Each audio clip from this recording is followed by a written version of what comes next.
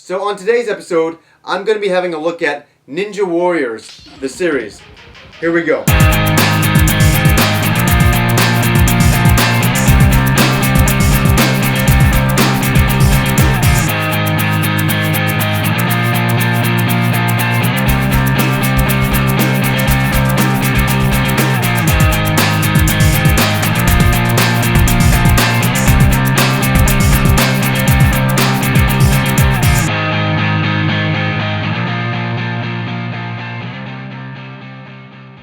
It's so great. I get to talk about this series of games. I absolutely love the Ninja Warriors. I've always been a really massive fan of it. And the very first time I was introduced to the Ninja Warriors was in an arcade in 1987. And I walked into this arcade and I'm checking out, certain games that are around, like Space Harrier and such like that. And I looked over to the right and there was this 3-screened arcade game. And what I'm meaning is it had, one screen in the middle and 2 on the sides. And I looked at this and I was like, holy cow, like, what is this? It was basically like a widescreen video game, like super widescreen. And I just thought it was awesome. You could see this super long level, there was your character, you could see all the stuff that was coming in front of you. And here, I can actually show you a bit of it. This is from one of my friends on YouTube. His name is Daddy Milk, which is a great name. It's actually the name of a song written by Zuntata. I'll get into them in a second. But here's some footage of the Ninja Warrior, the arcade machine. This is actually what it looked like back in the day. This is how the cabinet looked. And it's really cool. You can see the 3-screened, and how they work right here, and how you actually look at the game. It's really unique. The game is really interesting. You actually control like Terminators, wearing skin, and you're dressed as ninjas, and you are actually sent out by a terrorist organization trying to overthrow the government, and because the government's ruled by this guy called Banglar. And your mission, your only mission, just like the Terminator, is to actually, kill this dictator and take him down. So you can actually play as 2 players. There's the red ninja and the blue ninja. And basically you're just going through side view levels through the entire game, fighting wave after wave of enemies. But, you have to understand, at the time, these graphics looked absolutely phenomenal. It was really, really amazing. So much attention to detail. It was awesome. So there was some PC versions of it. There were some versions on the Amiga, on the Commodore 64, and those were not so hot. But a step up from that was the PC Engine version, and it's not a bad version of the game. Is it like the arcade game? Yes, it's like it. It's not arcade perfect, obviously, but the music is really okay. It captures the melodies, and it's only a cue card. It's actually not a Super CD-ROM game or anything like that. So. As a card game, it's not bad. Now, for any purist out there, they know, any big fan of the Ninja Warriors knows that the best version was on the Mega CD. And it is as close to the arcade as it was going to get. And the music is really good. It's fantastic. This is the best version of this game you can get. Very, very nice. It's so sad it never came out over here. I think we really, really missed out on this one. But as we know, the Sega CD wasn't performing so hot over here.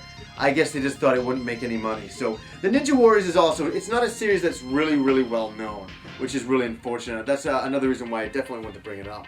Before I move on to the next game in the series, I just want to stop for a moment and talk about the Ninja Warriors music. Back in 1987, I remember standing next to the arcade machine, and I was listening to the music, and I was really blown away. I was like, wow, this is like so cool, this music. It's very hard to describe. Very robotic sounding, all that kind of stuff. But I was like, holy, this music is awesome. Like, I wonder who does this. I was kind of having those thoughts back then. Years later, I was actually able to track down the soundtrack here, and it is, the Ninja Warriors, the soundtrack going on. And it is created by a band that actually worked exclusively for Taito for a long time, and that is Zuntata. I have something to admit here. Zuntata is one of my favorite video game musical groups, and they did a ton load of music for Taito over the years. They did a lot for G Darius, a lot for Darius. I got another one here going on. And for Raystorm, they did a lot of different types of stuff. They really worked exclusively Taito for a long time, and I really like their music. They have done a lot of musical scores, but the Ninja Warriors stands out as one of my favorite. The main song is called Daddy Milk, and it's got to be one of the most catchiest songs I have ever heard in all of my video game times. I love the song. I just think it's absolutely great. But I can't give enough props to Santada and some of the work that they've done over the years, and they're so unknown over here. And they actually had a big following in Japan. They used to go and do concerts and stuff like that, and man, I really wish I could have been over there. That would have been awesome to see some of their concerts back in the day.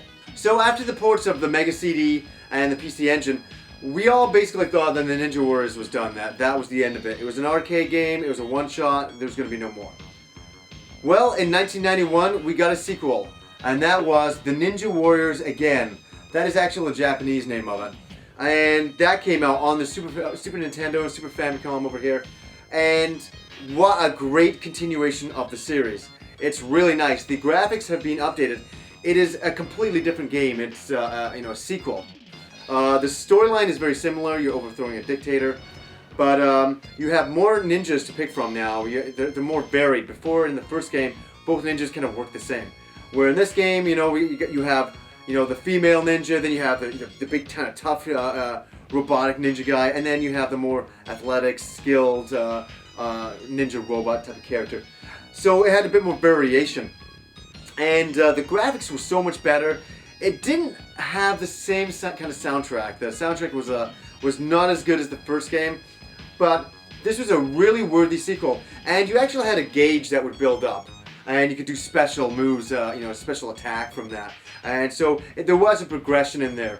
And so the Ninja Warriors, this is definitely a game that I would highly recommend to you guys. You can probably still pick this up for relatively cheap. So definitely give this one a go. It's a great action game. So the Ninja Warriors wasn't the only game to take advantage of this 3-screened arcade unit. There was also Rasten Saga and Darius, and those are pretty cool. This is another great series, another favorite series of mine that I don't ever think got the recognition it deserved. And it obviously seems like it's a forgotten series in the past now, but it's still a really favorite game of mine. It is, the Ninja Warriors is my second favorite arcade game still of all time. I absolutely love it still to this day. And if I could track down a working arcade machine of the Ninja Warriors, I would spend about $3,000 to $4,000 on it. I'd definitely go and buy that. It is such a cool thing. I would love to have that in my collection, but they're so hard to track down. They're really hard to find, but I would really like to thank Daddy Milk for, I love it. His name is the exact same name as the song in the Ninja Warriors, who actually supplied me with the footage of what the arcade machine looks like. So I want to thank him again. Hopefully you got to learn a little bit more about the Ninja Warriors and it maybe sparks an interest. Maybe one day we'll get a 3D version of this. I highly doubt it, but man, would that ever be cool. So anyways, until next time.